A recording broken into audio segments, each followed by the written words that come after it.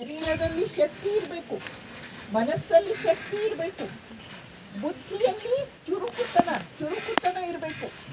ಅಂಥ 100 ಯುವಕರನ್ನು ನನಗೆ ಕೊಡಿ, ನಾನು ದೇಶವನ್ನೇ ಬದಲಾಯಿಸಿ ಬಿಡ್ತೀನಿ ಎಂದು ಸ್ವಾಮಿ ವಿವೇಕಾನಂದರು ಹೇಳಿದ್ದಾರೆ.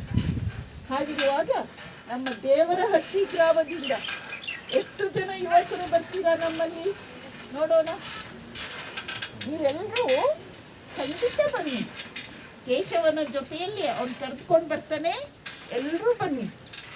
ನಮ್ಮ ಜೀವನಕ್ಕೆ ಯಾವುದು ಅತ್ಯಂತ ಅವಶ್ಯಕನೋ ಅಂಥ ಗುಣಗಳನ್ನು, ಮೌಲ್ಯಗಳನ್ನು ಅಲ್ಲಿ ಹೇಳಿಕೊಡಲಾಗತ್ತೆ, ತಿಳಿಸಲಾಗತ್ತೆ. ನೋಡಿ, ನೀವೆಲ್ಲರೂ ಇಂಥ ವಾತಾವರಣದಲ್ಲಿ ಹುಟ್ಟಿ ಬೆಳೆದಿದ್ದೀರಾ. ಒಂದು ಸಲ ಆದ್ರೂ ಮನಸ್ಸಲ್ಲಿ ಯೋಚನೆ ಮಾಡಿದ್ದೀರಾ, ಮನುಷ್ಯ ಜೀವನದ ಗುರಿ ಏನು? ನೀವೆಲ್ಲರೂ ಯುವಕ ಯುವತಿಯರು, ಯುವ ಗೃಹಿಣಿಯರು,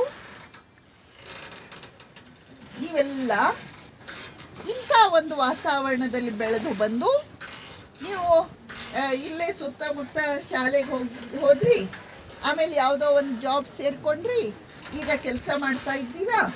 ನೀವು ಒಂದ್ಸಲ ಆದ್ರೂ ಮನಸ್ಸಲ್ಲಿ ನನ್ನ ಜೀವನದ ಗುರಿ ಏನು ಅಂತ ಏನಾದರೂ ಯೋಚನೆ ಮಾಡಿದ್ರಾ? ನನ್ನ ಜೀವನದಲ್ಲಿ ನಾನು ಸಂತೋಷವಾಗಿರ್ಲಿಕ್ಕೆ ಏನ್ ಮಾಡಬೇಕು ಅಂತ ಏನಾದರೂ ಯೋಚನೆ ಮಾಡಿದ್ರಾ? ನೀವು ಅನ್ಕೊಂಡಿರಬಹುದು, ಬಹಳ ಹಣ ಸಂಪಾದನೆ ಮಾಡಿದ್ರೆ ಸಂತೋಷವಾಗಿರಬಹುದು. ತಿಂಗಳಿಗೆ 10,000, ತಿಂಗಳಿಗೆ 20,000, ಹೌದಾ? ಬಹಳ ಹಣ ಸಂಪಾದನೆ ಮಾಡಿದ್ರೆ ಸಂತೋಷವಾಗಿರಬಹುದಾ? ನಿಮ್ಗೇನನ್ಸುತ್ತೆ? ಹೌದಾ? ಹೇಳಿ, ಹೌದಾ? ಹೌದಾ? ಇಲ್ಲ ಇಲ್ಲ. ದೊಡ್ಡ ಅವರ ಎಷ್ಟು ಮನೆ ನೋಡಿದ್ದೀರಾ ನೀವು? ಎಂತೆಂಥ ಶ್ರೀಮಂತರನ್ನು ನೋಡಿದ್ದೀರಾ? ಸಂತೋಷವಾಗಿದ್ದಾರಾ? ಹಣದಿಂದ ನಮ್ಗೆ ಸುಖ ಸಿಗುತ್ತಾ? ಸ್ವಲ್ಪ ಯೋಚನೆ ಮಾಡಿ ನೋಡಿ. ನೀವೆಲ್ಲ ಅಂದ್ಕೊಂಡಿರ್ಬಹುದು, ಏನು ಚಳ್ಳಕೆರೆಯಲ್ಲಿದ್ದರೆ ನಮ್ಮನೆ ಬಹಳ ಸುಖವಾಗಿರ್ತಿದ್ವಿ, ಸಂತೋಷವಾಗಿರ್ತಿದ್ವಿ, ಹೋಗಿ ಈ ಹಳ್ಳಿಯಲ್ಲಿದ್ದೇವೆ. ಆಗ ಚಳ್ಳಕೆರೆಯಲ್ಲಿರುವವರೆಲ್ಲ ಸಂತೋಷವಾಗಿದ್ದಾರಾ? ಏನು ನಿಮ್ಗೇನು ಅನ್ಸುತ್ತೆ? ಎಲ್ಲರೂ ಸುಖವಾಗಿದ್ದಾರಾ ಚಳ್ಳಕೆರೆಯಲ್ಲಿರುವವರು? ಅವ್ರು ಅನ್ಕೊಳ್ತಿರ್ತಾರೆ, ಬೆಂಗಳೂರಲ್ಲಿ ಇರಬೇಕಿತ್ತು, ಈ ಚಳ್ಳಕೆರೆಯಲ್ಲಿದ್ದು ಏನು ಕಷ್ಟ ಅಂತ ಅವ್ರು ಅನ್ಕೊಳ್ತಿದ್ದಾರೆ. ಬೆಂಗಳೂರಲ್ಲಿರುವವರು ಅವ್ರು ಇನ್ನೊಂದು ಅನ್ಕೊಳ್ತಾರೆ. ಅಂದ್ರೇನು? ಹಾಗಾದ್ರೆ ನಾವು ಹಣ ಹೊಂದಿದ್ರೆ ಸುಖ ಸಿಗಲ್ಲ, ದೊಡ್ಡ ಊರುಗಳಲ್ಲಿದ್ರೆ ನಮಗೆ ಸುಖ ಸಿಗಲ್ಲ.